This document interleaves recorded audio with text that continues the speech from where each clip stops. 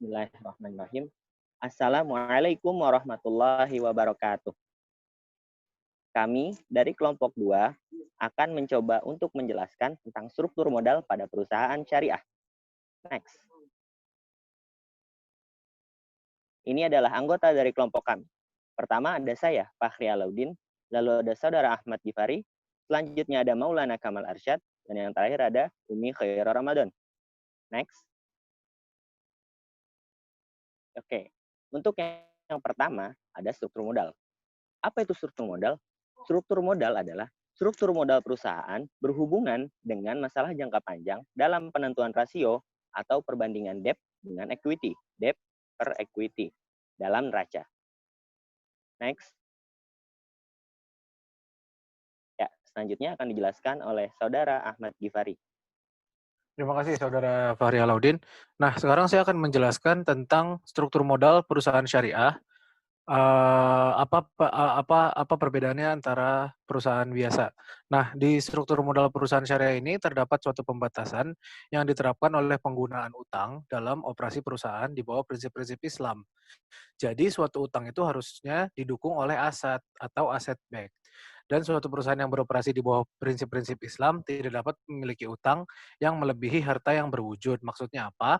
Maksudnya perusahaan yang perusahaan syariah ini tidak boleh memiliki utang yang melebihi aset dia. Contohnya perusahaan A memiliki aset berupa tanah dan sebagainya 1 miliar, maka perusahaan tersebut tidak boleh memiliki utang di atas 1 miliar.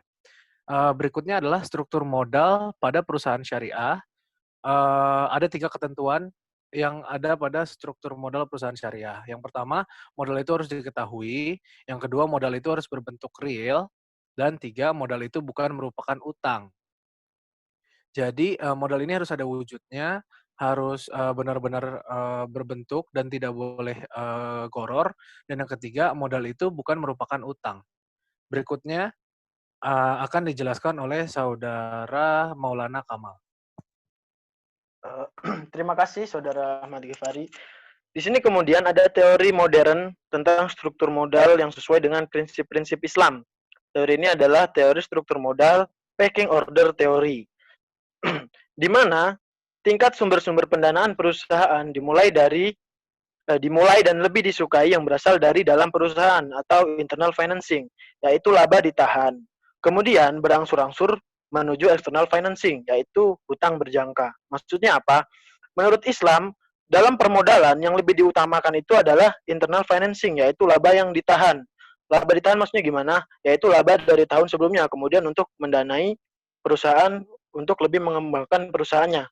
Kalau ternyata laba perusahaan masih belum cukup, maka kemudian barulah dia berhutang dalam jangka panjang.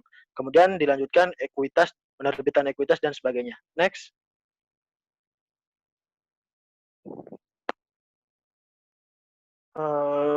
Kemudian di sini, sedangkan sumber-sumber pendanaan yang murni mengikuti prinsip-prinsip Islam adalah dibagi menjadi 2 bagian besar, yaitu yang pertama prinsip profit loss sharing dengan instrumen musyarakah atau partnership dan mudharabah.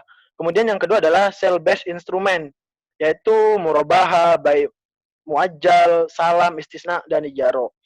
Jadi di sini ada 2 prinsip pendanaan menurut Islam. Yang pertama yaitu dengan prinsip profit loss sharing atau bagi hasil. Seperti